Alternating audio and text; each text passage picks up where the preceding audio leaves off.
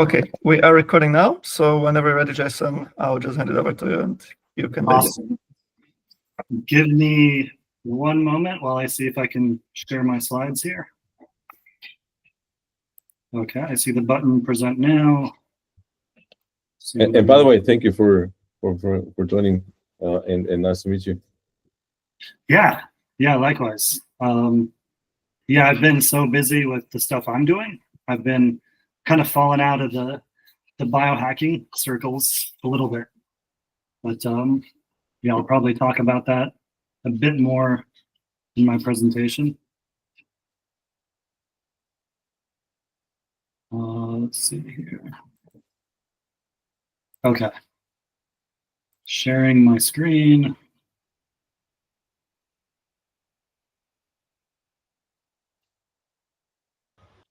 I can see that. Awesome. You guys can see that? All right. So let me find my notes here. So yeah, thank you guys for joining tonight. Tonight here. I don't know what time it is where you guys are. Would love at some point to hear your guys' stories, but I'll share a small part of my story and what I've gotten into over the past 10 years or more, depending on how you count. But yeah, my name is Jason Ryer. I'm the founder of Zen Strength. That's my brand. I'm a certified breath coach, and I've been leading breathwork and cold exposure workshops here in Chiang Mai for over 4 years now. So perhaps more importantly, I've helped over 1,000 people discover how these techniques, both the breath and the cold, can be very powerful practices to transform both health and performance. So you guys, I'm sure, are not new to hearing about these practices. Perhaps you've experienced them for yourself. But a bit about my story of getting into this. I mentioned if you think back more than 10 years, I was living in the United States in an apartment building, heard something about ice baths. Turned out there was an ice machine in my basement. So I was like, huh, okay, I can just go to my basement, fill up a bunch of bags with ice, haul them up to my apartment, pour them in, and that's all you need. Fill up the tub, and I'm good to go. So I got the experience, froze my ass off, didn't understand the why, the what, the how behind it. And so that's what I've gotten into over the past few years. So that was over 10 years ago.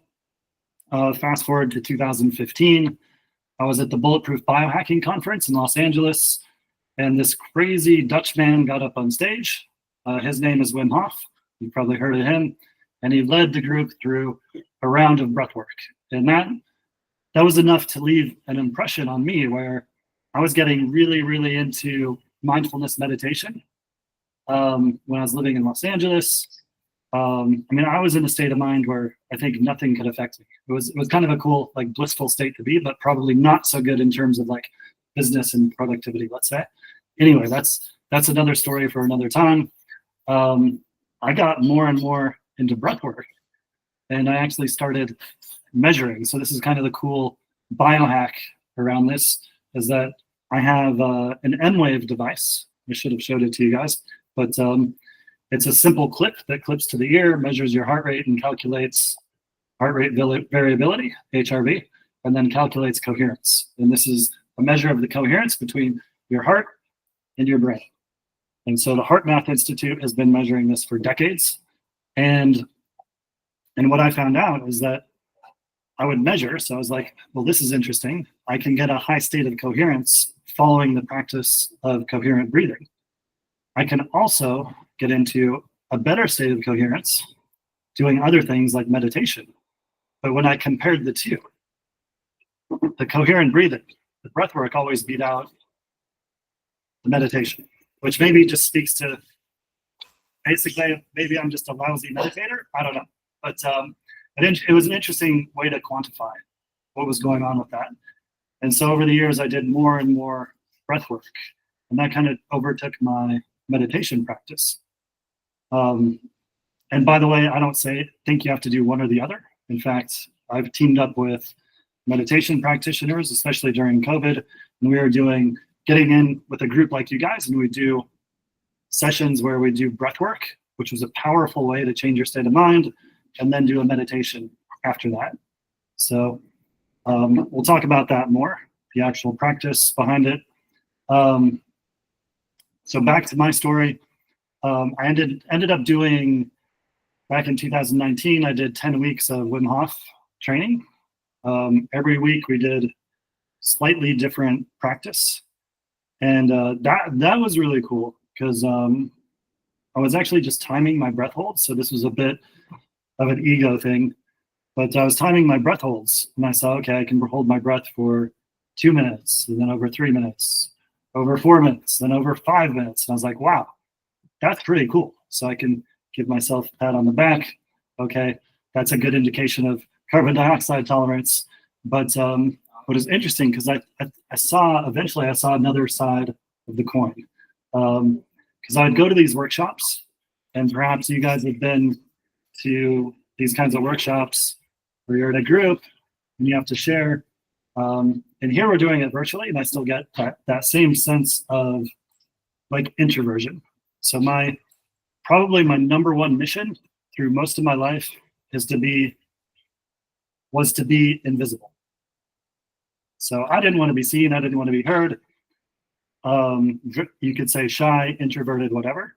And so when I was in these workshops doing the breath work, I realized, wow, that's probably one of the reasons I was so good at holding my breath, because that was my time when I could be completely invisible, right? Nobody could see me. It's just closing my eyes and tuning out the rest of the world. So that's a bit of the other side of the coin. And I did step up and began leading these ice bath experiences here in Chiang Mai, Thailand in 2020.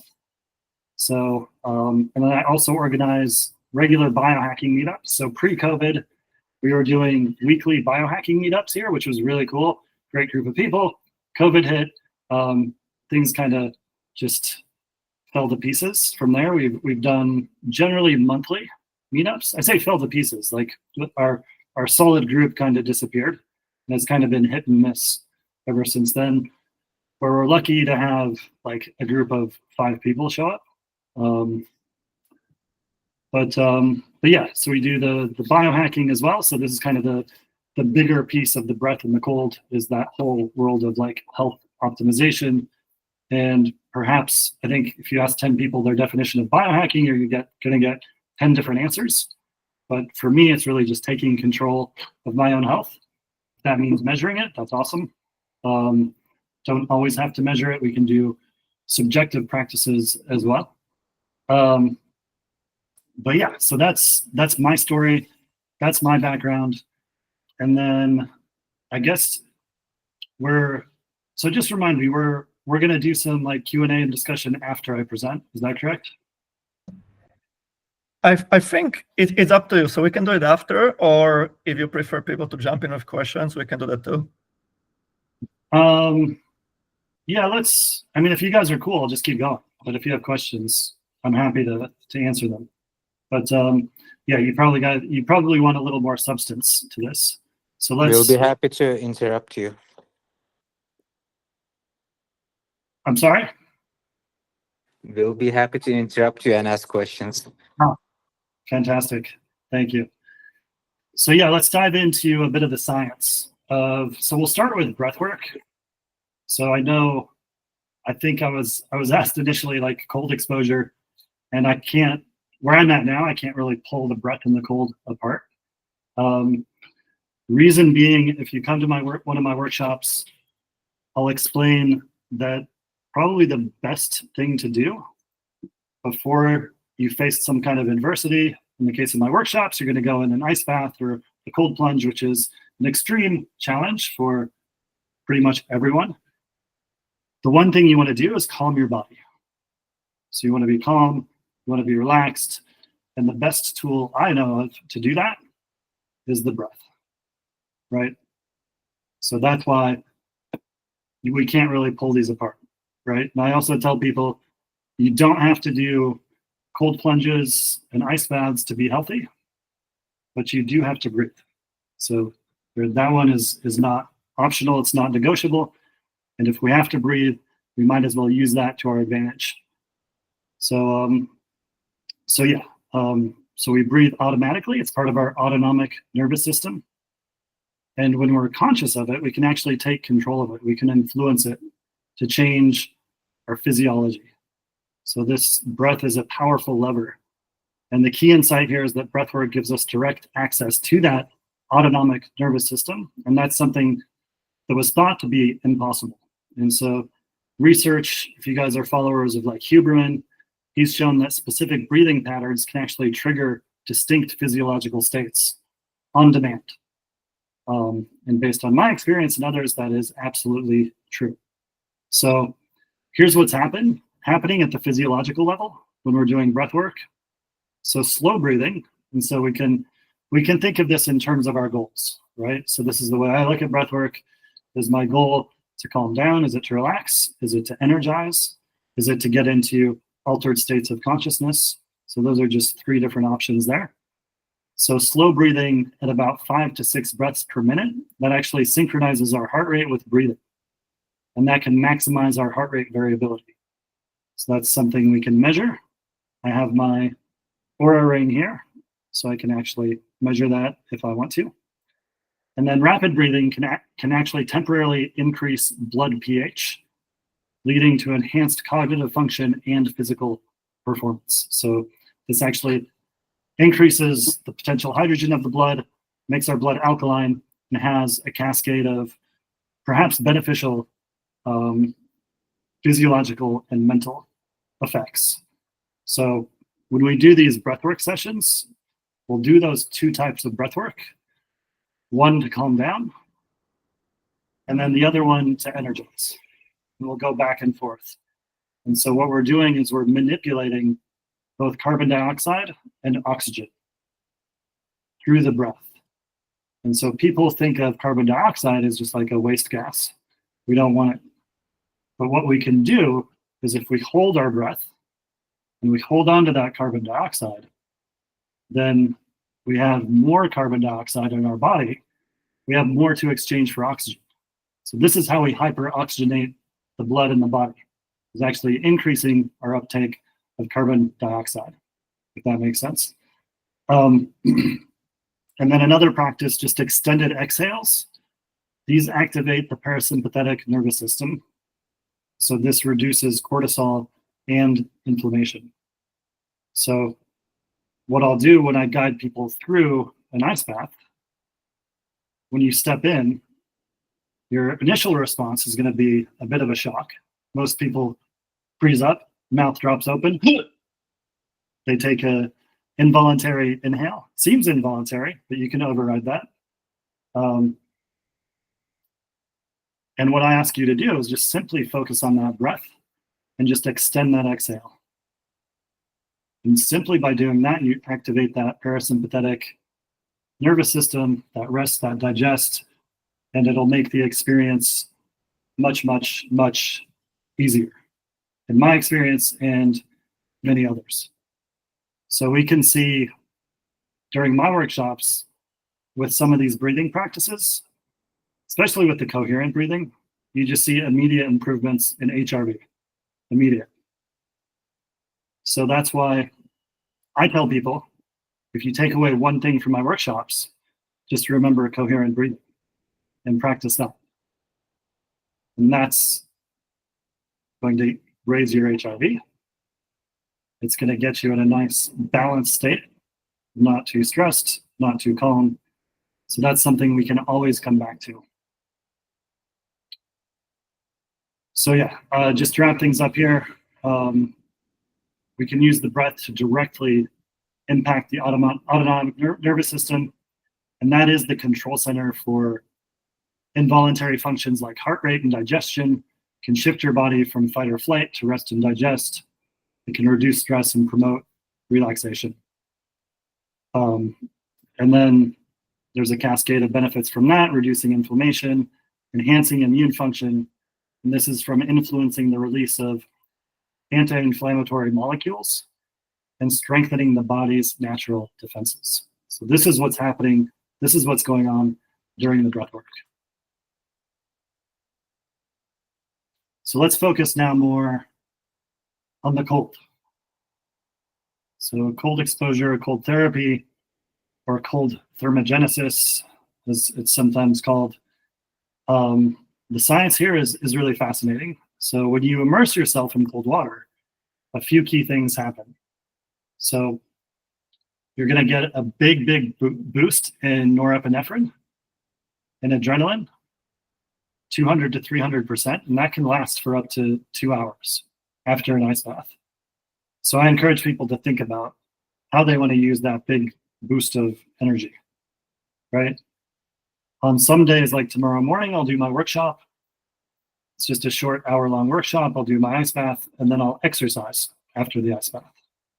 So I like to flip things on the head a little bit, because one of the benefits that people think of, the common benefit people think of with the cold, is healing from workouts, from injuries, exercise, that sort of thing. So a lot of people will do their training, do their exercise, and then do a cold plunge or an ice bath. But I encourage people to experiment with different things, and even doing the reverse. So what else happens? Brown adipose tissue activates. So this improves our metabolic health, and then your immune system gets a controlled stress response. And this is a hormetic effect. So with the cold, it's much like exercise. What we're doing is actually stressing our bodies, and we're responding to that stress and getting a benefit from that response. So we're getting that vasoconstriction when we're in the cold. Everything tightens up.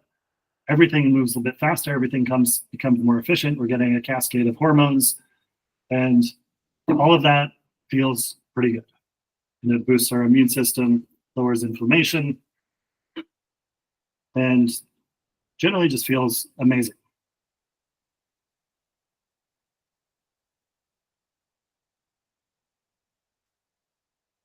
Yeah, so actually I want to just, one thing that comes up a lot that people are chasing is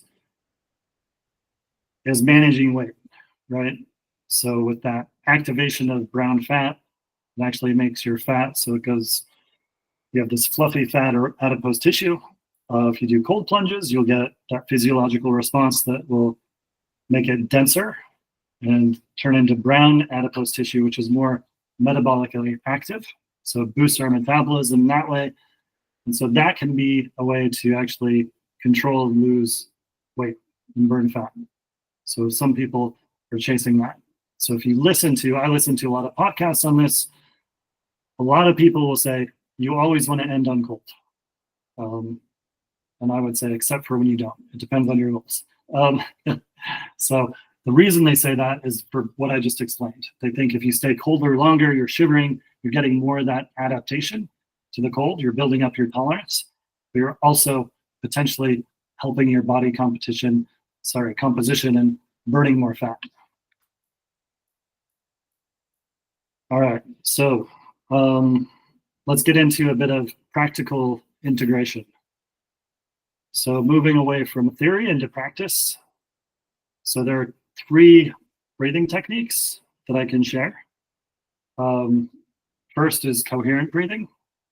And so like I said, this is really the foundation. And to make it as simple as possible, I just use a count of 5. 5 seconds in, 5 seconds out, in and out through the nose, mouth is closed. Super simple. So I encourage you guys to start practicing that coherent breathing now. 5 count in, 5 count out, in and out through the nose, mouth is closed. And so as we mentioned, this pattern has been shown to optimize heart rate variability and reduce stress.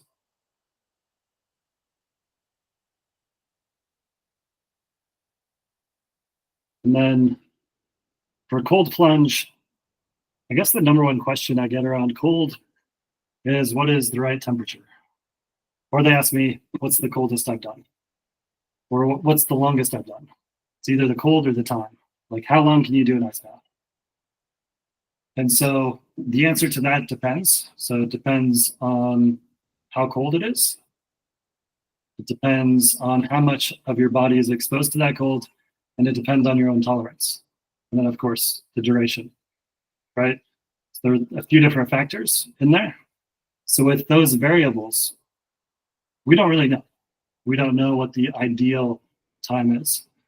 There was a researcher out of Scandinavia, I always forget her name, but she came up with the number 11, saying that 11 minutes of cold exposure per week, breaking that over a few sessions was the ultimate.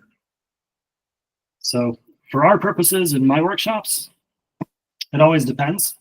So when I have control over the temperature, which I don't always do because we do workshops at different places, but we'll generally start at like 10 to 15 degrees Celsius and then drop that down a bit lower. Sometimes we'll get down to like 5 degrees.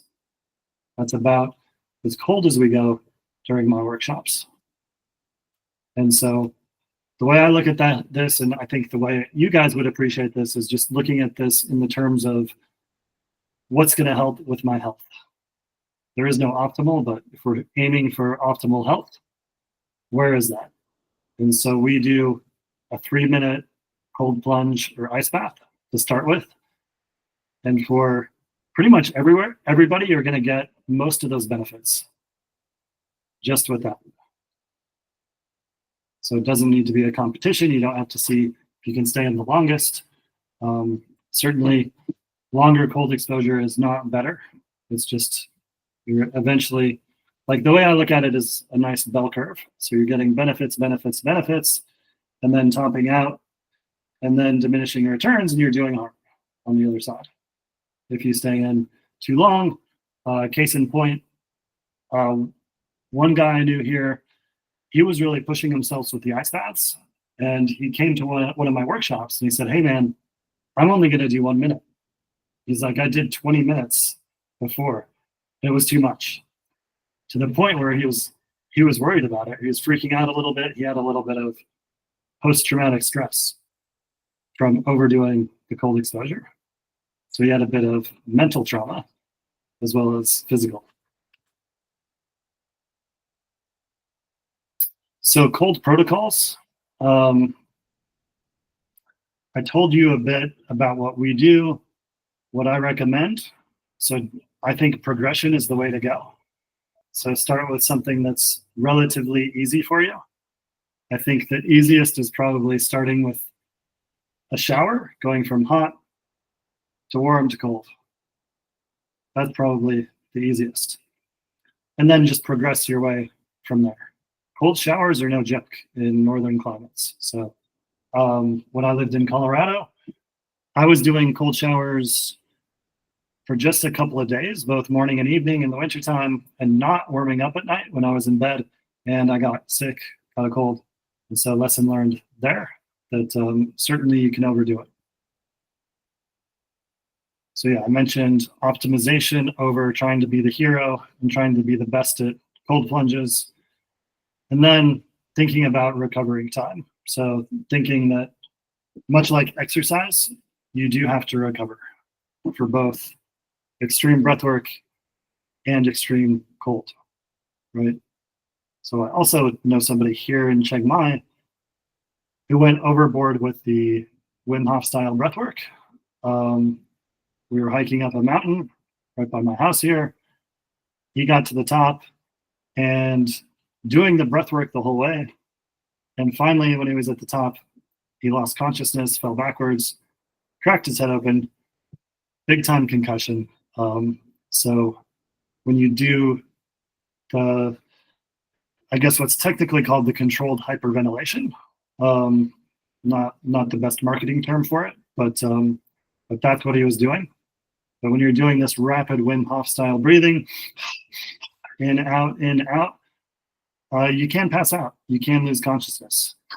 So in my workshops, we do it sitting down or ideally laying down.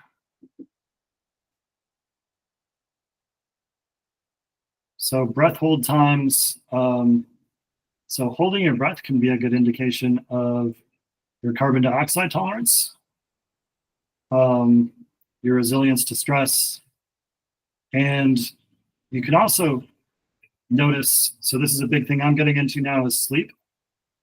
So with both of these practices, you can improve your sleep, both breathwork and cold exposure.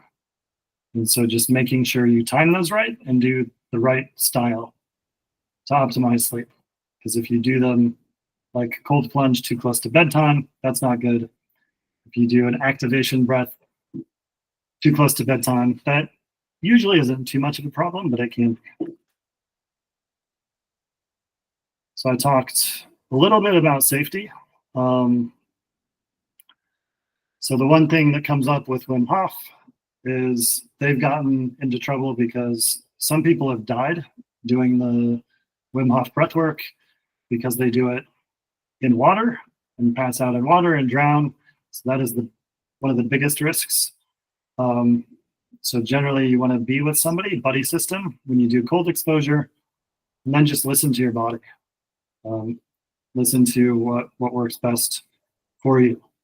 Like I said, progressive adaptation is probably best to get sustainable and optimal results.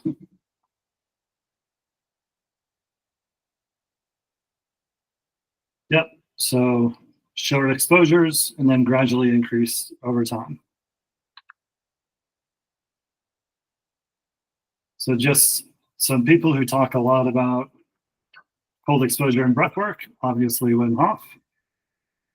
So he developed the Wim Hof method, which is quite popular, which combines breath, cold, and mindset. And he's done some pretty phenomenal feats with that.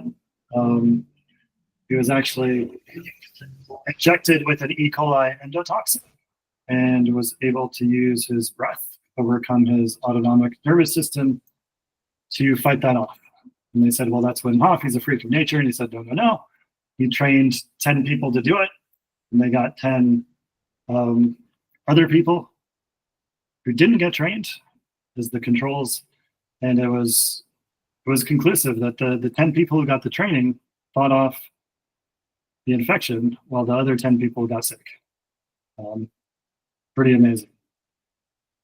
And then Dr. Andrew Huberman, he has some pretty extensive, I think, like super interesting deep dives into both breath and cold exposure. So that's a really interesting person to go to learn more.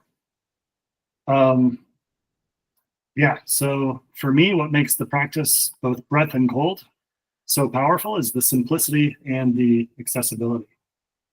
So especially breath, we always have that. The cold, even here in Thailand, they deliver ice everywhere. So it's easy to find cold. It's not, you don't need expensive equipment, no complicated protocols, no fancy biohacking equipment. You can just use your breath, some cold water, and ideally some consistency just to keep up the practice. So that's it for my short presentation on cold exposure and breathwork.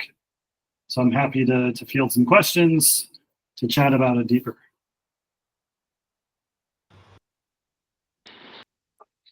That's amazing, like super practical. Thank you for that. Yeah, you're welcome. Hello, Jason. I wanted to ask, so when I first started doing Wim Hof breathing, and when I'm doing at night, when I'm like sleeping in the bed, I pass out, and that's good because I want to sleep then. But like this would happen in the first month, and maybe like 1 out of 3 days I would pass out, and then after like a month of practicing, I don't pass out anymore, and I'm trying my hardest to pass out because I want to get to sleep quicker, and I can't get there. So what like I think like the body develops some tolerance for that, and I want to get it back. So how can I intentionally pass out doing Wim Hof method breathing? Wow, that is an interesting question. That's a new one for me. Yeah, so passing out, losing consciousness as a way to get to sleep. Do you get better sleep, or it just helps you fall asleep? Yeah, I get better sleep. Interesting. Yeah, because I think the body generally does not want to lose consciousness doing those practices.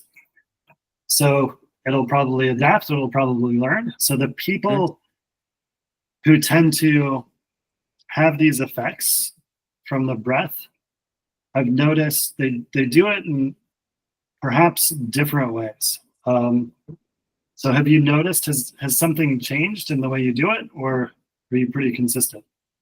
I think like my form, my breathing, everything got like better in general. I can hold, like the timers, it increased over time.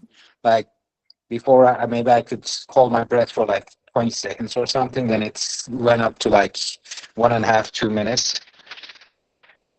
Mhm. So yeah, a few things that you can play around with. I don't know that passing out to help with sleep is the ideal scenario, but if it works for you, hey, why not? You can practice, I mean, a lot of different things, like slight variations on the breath work. Maybe you've tried these, but when you breathe in, you get the full lung, and then you're supposed to just kind of let it go. Neutral breath out, but you can try that, and just the neutral breath out. You can try pushing it out. You can try shortening your exhales as well. So full breath in.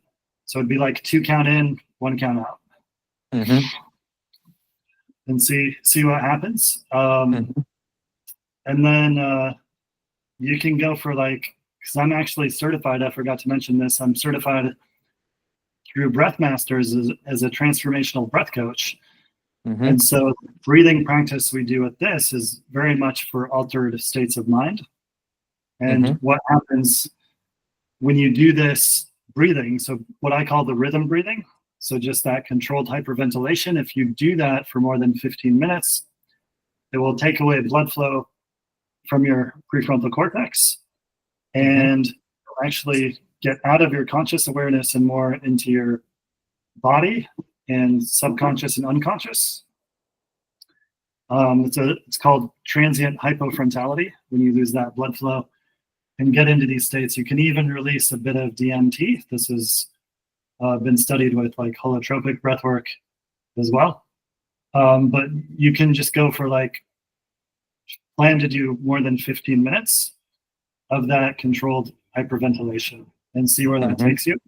If I do that, it certainly changes my state of mind. It's really easy to hold my breath. The risk, which I haven't seen play out, I did mention, is that it could be too activating for sleep.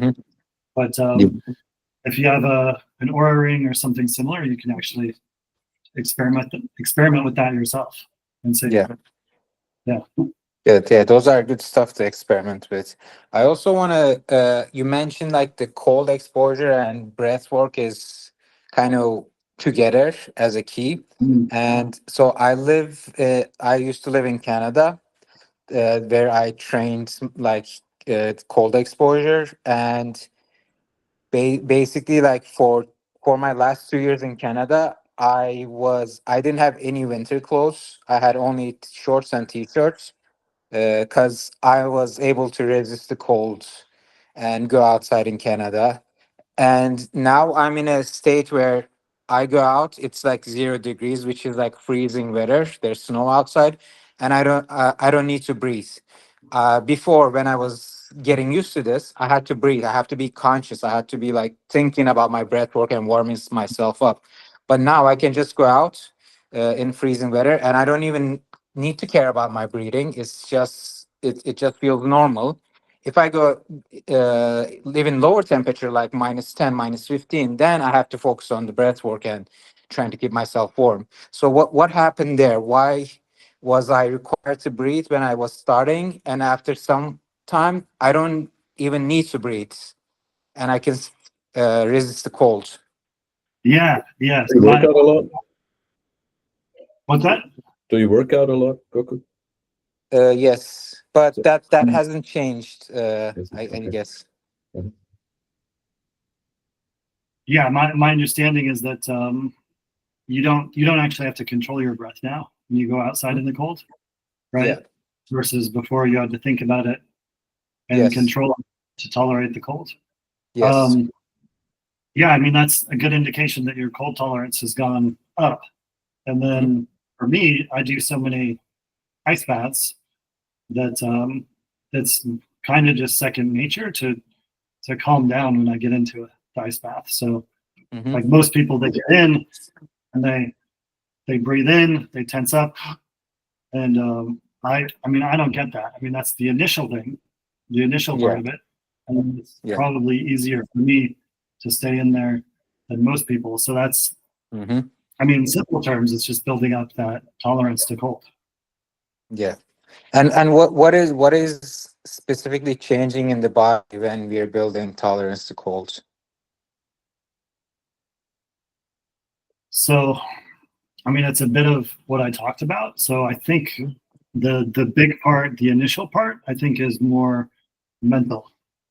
So we've trained ourselves to override that autonomic response to cold, to kind of like pull everything in.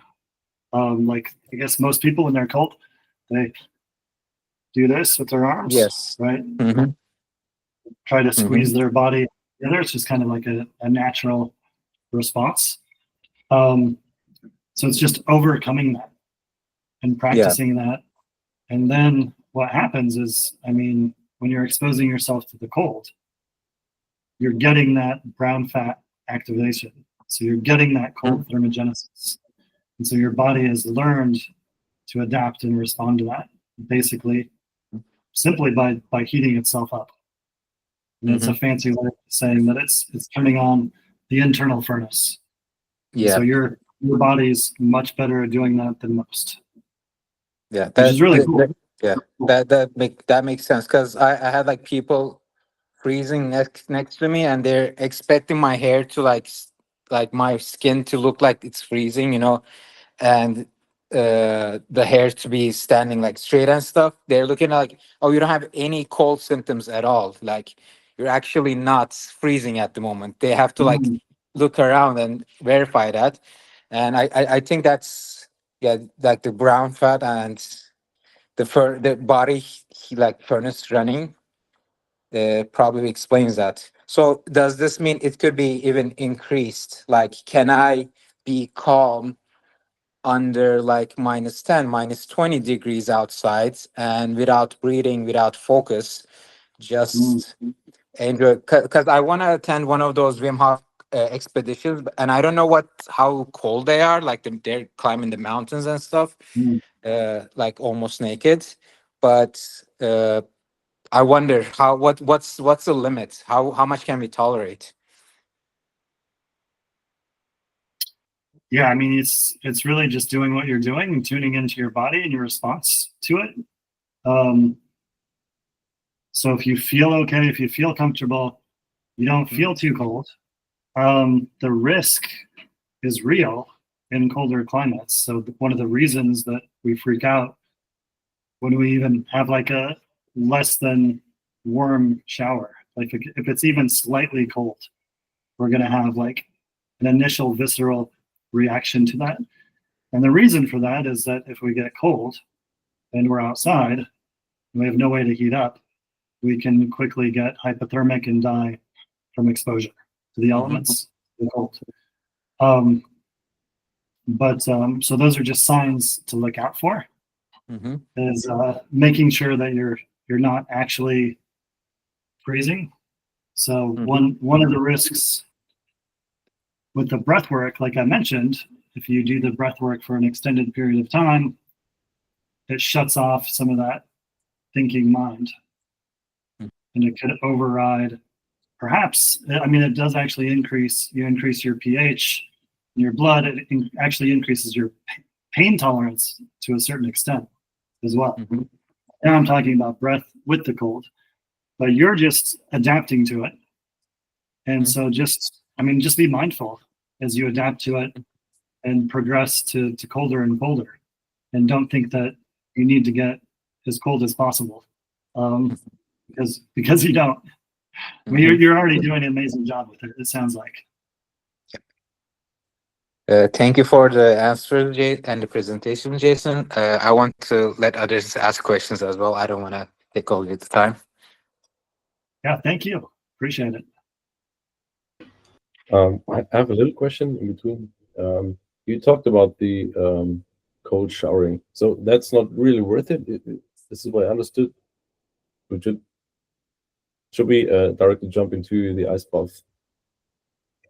Yeah, cold shower is, I mean, cold exposure could be anything. So it doesn't have to be an ice bath. I know that's the popular term. That's kind of the buzzword these days. But it's any kind of cold exposure. You'll get the benefits. Yeah, I mean, that's pretty much it. So it could be an ice bath. It could be a cold plunge. People ask me sometimes now, what's the difference between a cold plunge and an ice bath? And I say, well, an ice bath is better for Instagram photos because it has that layer of ice on top. But just joking, I mean, it's what matters, the temperature and your exposure to that. And so cold water makes us colder than the cold air, which is why, like, you go in a hyperbaric chamber, which I've done once before, and the air temperature is like -100, almost -200 Celsius, something like that. And you stay in for a few minutes. And to me, that was not as challenging as a cold plunge or an ice bath. But you can get cold in a cold shower for sure. I think cold showers can be much more challenging than a cold plunge or an ice bath. And the reason for that is if the water is moving. Okay, so when you're in an ice bath or a cold plunge and the water is still, you build up a nice thermal layer of insulation between your body and the water, and that makes it a bit easier. Whereas if you're in a shower or like in running water, like a lake, not a lake, but a stream or a river, it's going to be much more challenging. So yeah, so cold showers are fun. I just wanted to say something similar from like my experience. I found cold showers to be even harder. The one part, of course, the social aspect. You're alone. It's harder to like be to do it every time.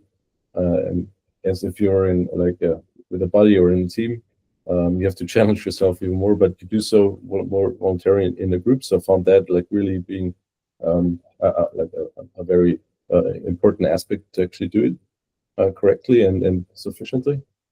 But yeah, like the water, like in a cold shower, to have the cold everywhere, like you're moving all the time, it takes longer to actually have effective cold water everywhere. And like if you go into cold water, if you immerse yourself like in an ice bath, you have the cold water everywhere, and it's a more like intense, condensed experience. So I found it more effective.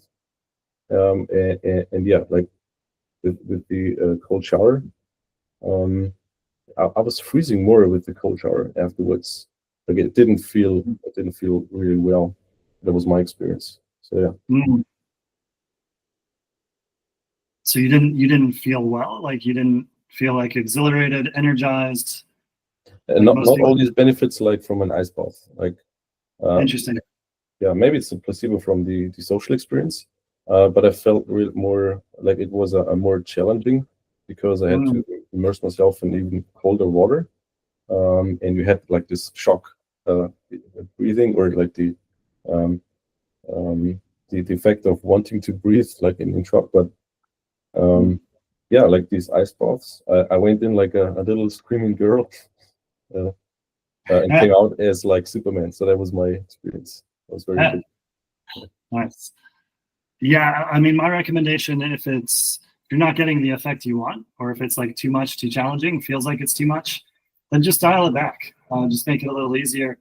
I mean, case in point, I was just getting ready to go to one of my workshops the other morning, and I took a quick shower before I left. Didn't turn on the hot, but I'm here in Thailand where the water doesn't get that cold.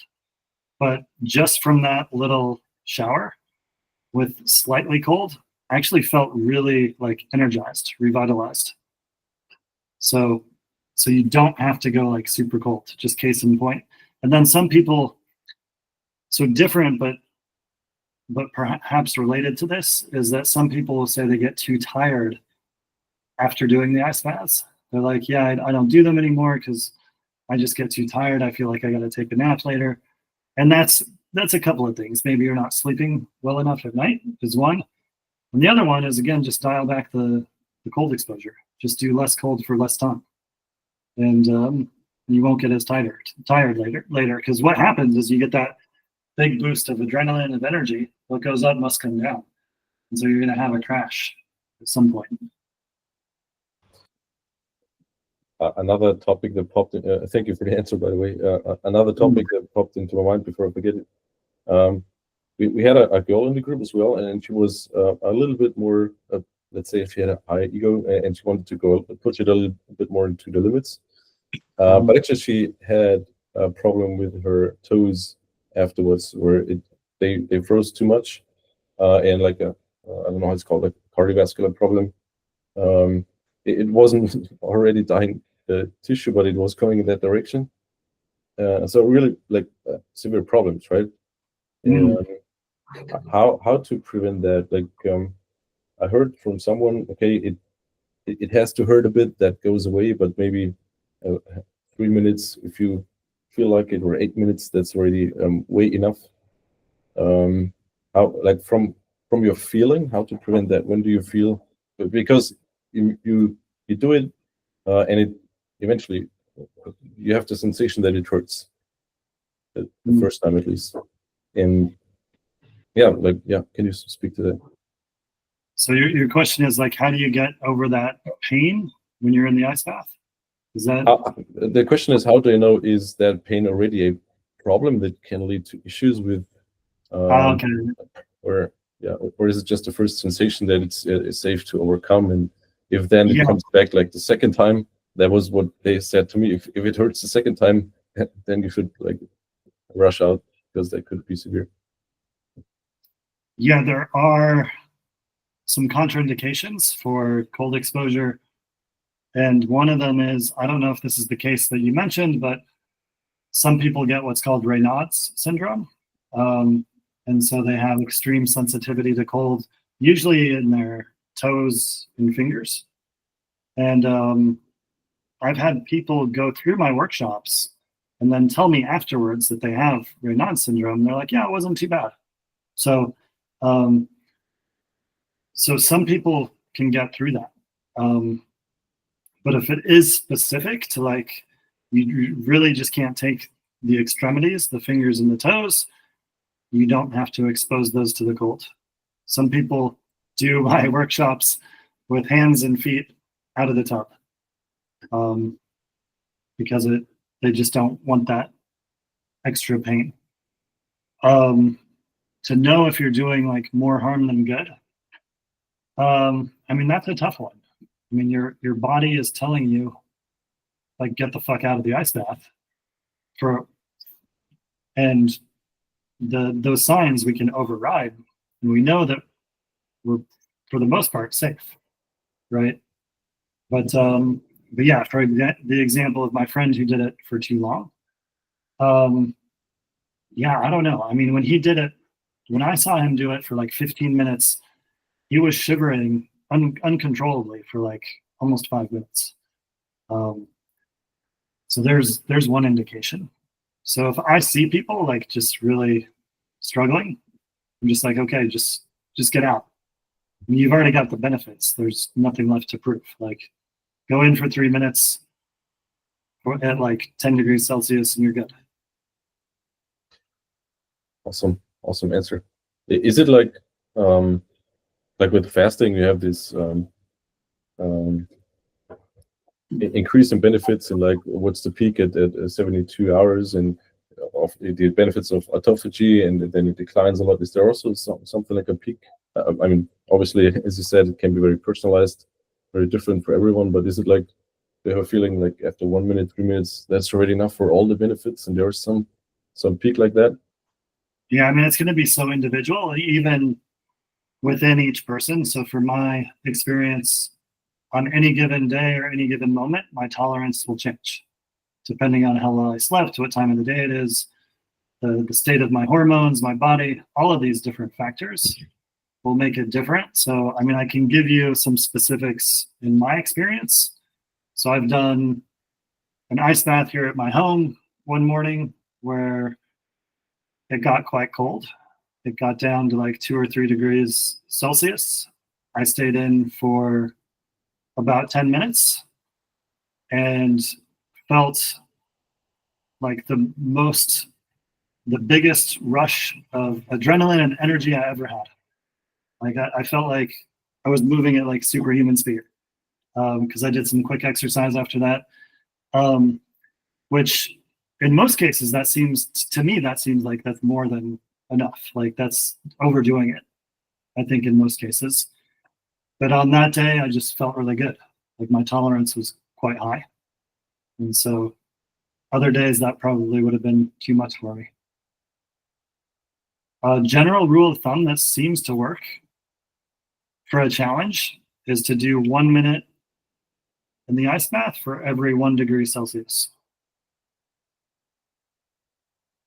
So just general rule of thumb.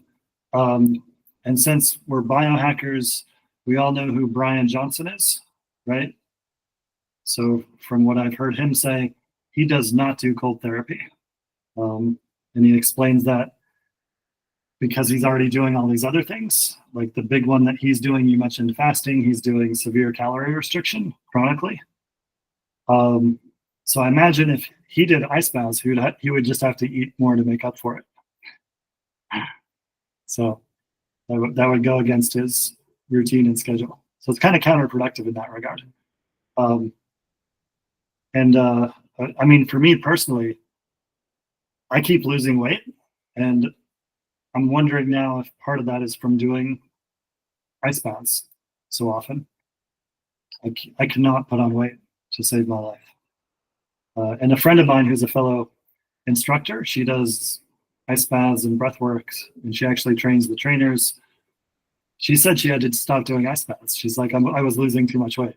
I had to take a break. So I have to be careful who I say that to, because some people will then go and proceed to do nonstop ice baths because they want to lose weight. I guess it's also a matter of preference, right? So ice bathing, breathing, that's all just like one tool in a big toolbox, and fasting is a tool, and you can have preferences or like try whatever works for you best, right? In an overall. Yeah. I mean, yeah, the way I look at it is, I mean, you guys can probably appreciate that. If you look at studies on cold therapy, on breathwork, on fasting, on anything for that matter, if you're not looking at who they're using for those studies, like, are these just like your average Americans that they're using? Or are these athletes or whoever? So for most studies, I can just, for the most part, say, well, that doesn't fully apply to me, right?